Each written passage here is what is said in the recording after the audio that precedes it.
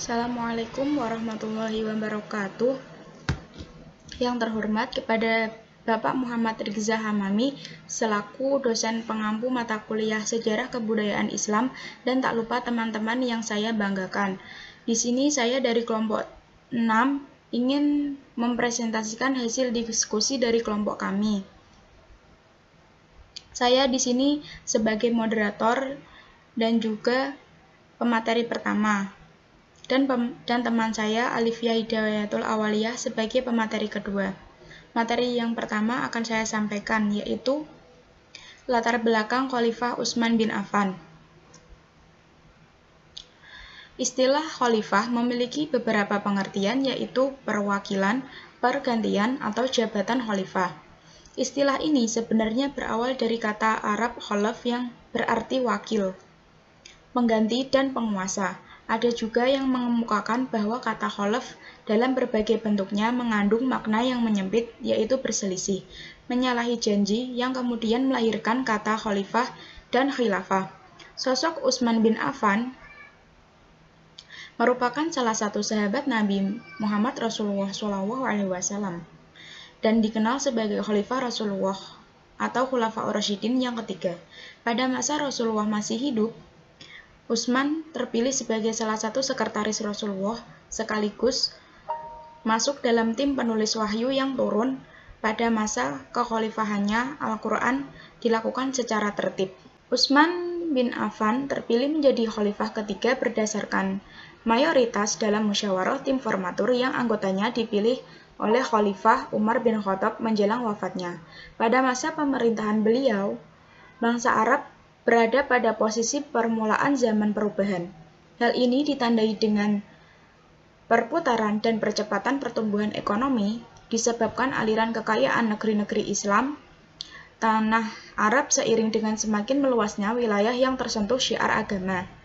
Faktor-faktor ekonomi semakin mudah didapatkan, sedangkan masyarakat telah mengalami proses transformasi dari kehidupan bersahaja menuju pola hidup masyarakat perkantoran.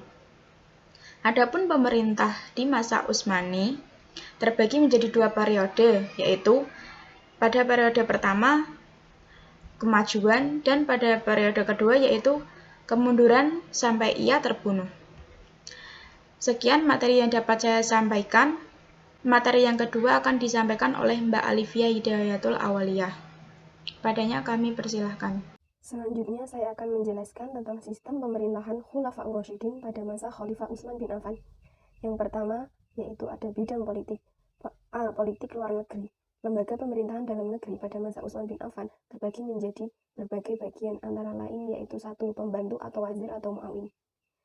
Wazir atau muawin adalah pembantu yang diangkat oleh khalifah akan membantu tugas-tugas serta tanggung jawab kekhalifahan Islam.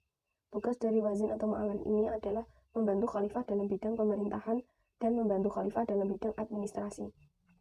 Wazir atau muawin pada masa Khalifah Utsman bin Affan adalah Marwan bin Hakam. Bukan hanya menjadi pembantu saja, Marwan bin Hakam juga menjadi sekretaris negara. B. Pemerintahan daerah atau gubernur. Awal pemerintahan Khalifah Utsman bin Affan, para pemimpin daerah yang telah diangkat oleh Umar bin Khattab telah menyebar ke berbagai dan kota Islam. Utsman bin Affan menetapkan kekuasaan pada gubernur sebelumnya yang sudah diangkat oleh Umar bin Khattab. Masa para gubernur ini untuk memerintah lagi yaitu selama 1 tahun penuh. Kebijakan ini adalah kebijakan dari Umar bin Khattab yang menyuruh untuk menetapkan pemimpin daerah masa Umar bin Khattab selama 1 tahun. C. Hukum. Pentingnya masa Khalifah Utsman bin Affan dalam bidang hukum terlihat dalam 2 hal yang mendasar, yaitu 1. Menjaga teks-teks pada masa Nabi Muhammad dalam bidang hukum terkait dengan apa yang ada di dalam teks, mengikuti dan mentaati teks yang ada. Yang kedua, meletakkan sistem hukum baru untuk memperkuat fondasi negara Islam yang semakin luas dan menghadapi hal-hal yang baru yang tambah beraneka ragam. Yang keempat yaitu ada Baitul Mal atau keuangan. Baitul Mal adalah tempat yang mengatur masalah keuangan. Bentuk peran Baitul Mal ini mengurusi semua masalah keuangan negara. Tugas Baitul Mal mulai dari membayar gaji para khalifah, gaji para pemimpin daerah atau gubernur, gaji para tentara, dan gaji para pegawai yang bekerja di pusat pemerintahan. Baitul Mal juga mengatur semua masalah pajak dan masalah-masalah sarana dan prasarana. Pemasukan yang diambil dari hasil rampasan perang, pajak, dan pengeluaran yang dikeluarkan untuk dana haji, dana perang, semua yang mengurusnya dan mengaturnya adalah Baitul Mal atas izin Khalifah Utsman bin Affan. Yang kelima ada militer. Utsman bin Affan memilih tokoh-tokoh yang mampu memimpin kekuatan Islam seperti Al-Walid, Abu Musa Al-Asy'ari, dan Sa'id bin Al-Ash. Maka militer tersebut sangat berjasa dalam menumpas pemberontakan yang terjadi setelah pemerintahan Umar. Keseriusan Utsman bin Affan dalam bidang militer menunjukkan bagaimana kekuatan Islam pada waktu itu. Kemajuan pemerintahan Islam pada masa Utsman bin Affan selama 12 tahun juga dikarenakan mampu menjaga kedaulatan di daerah kekuasaannya. Kemajuan militer pada waktu itu membawa pemerintahan dalam Islam di bawah kepemimpinan Utsman bin Affan ke puncak kejayaan. Yang keenam ada Majelis Syuro. Majelis Syuro adalah orang-orang yang mewakili kaum muslimin dalam menyampaikan pendapat sebagai bahan pertimbangan khalifah. Orang non-muslim juga diperbolehkan menjadi anggota Majelis Syuro untuk menyampaikan pengaduan tentang kezaliman para penguasa atau penyimpangan dalam pelaksanaan hukum Islam. Majelis Syuro dibagi menjadi 3, yaitu Dewan Penasehat, Dewan Penasehat Umum, dan Dewan Penasehat Tinggi dan Umum. Yang kedua yaitu bidang ekonomi. Pada masa Khalifah Utsman bin Affan, dalam bidang ekonomi terbukti sangat berkembang dengan maju dan pesat. Utsman bin Affan menggunakan prinsip-prinsip politik ekonomi yang dijalankan di pemerintahannya. Prinsip-prinsip tersebut sebagai berikut, yaitu 1. Menerapkan politik ekonomi secara Islam. Yang kedua, tidak berbuat zalim terhadap rakyat dalam menetapkan cukai atau pajak. Yang ketiga, ada bidang sosial.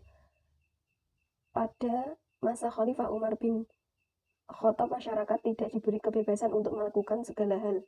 Semua kaum muslimin tidak diperbolehkan untuk keluar daerah kecuali harus dengan izin dan untuk waktu tertentu, dan banyak permintaan izin demikian itu ditolak. Pada masa Khalifah Utsman bin Affan diberi kebebasan kepada umatnya untuk keluar daerah. Kaum muslimin dapat memilih hidup yang serba mudah daripada masa Umar bin Khattab yang dirasakan terlalu keras dan ketat dalam pemerintahannya. Yang keempat yaitu ada bidang agama. Yang pertama mengerjakan sholat.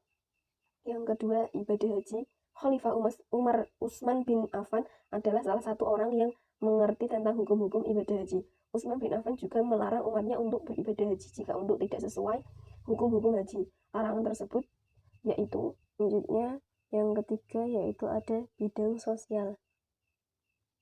Pada masa Khalifah Umar bin Khattab, masyarakat tidak diberi kebebasan untuk melakukan segala hal.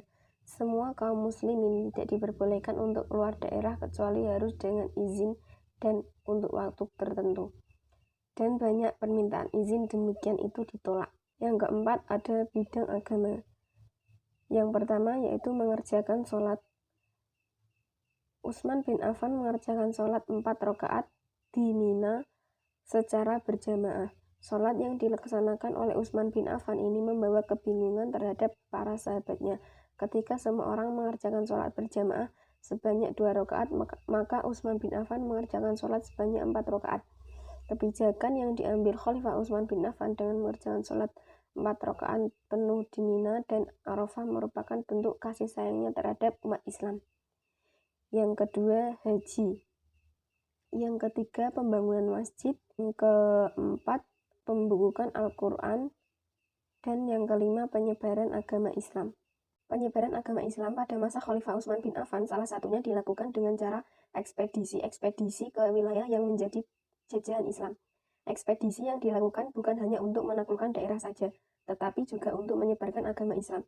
Akhir pemerintahan Khalifah Utsman bin Affan ditandai dengan adanya tragedi pembunuhan Utsman bin Affan. Faktor-faktor yang menjadi penyebab timbulnya tragedi pembunuhan Khalifah Utsman bin Affan yaitu yang pertama, kemakmuran dan pengaruhnya pada masyarakat. Yang kedua, karakter perubahan sosial pada masa pemerintahan Utsman bin Affan.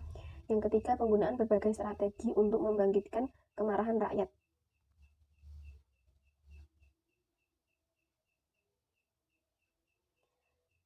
Yang terakhir, tipe-tipe kepemimpinan pada masa Khalifah Utsman bin Affan. Khalifah Utsman bin Affan terkenal dengan beberapa tipe dalam memimpin rakyatnya. Di antara lain yaitu kedermawanannya. Yang kedua, lemah lembut. Yang ketiga, profesional dalam menyikapi suatu masalah. Dan yang keempat, termasuk pribadi yang pemalu. Gambaran terkenal mengenai Utsman bin Affan adalah kedermawanannya, sehingga orang akan mengatakan boros. Yang jelas dia selalu siap kedermawanannya, hartanya yang melimpah sama sekali tidak menjadikan Utsman kikir. Ia pernah menyumbangkan 300 ekor unta dan uang 1000 dinar ketika Nabi Muhammad menyeru kaum muslim untuk melakukan ekspedisi ke Tabuk menghadapi tentara Byzantium.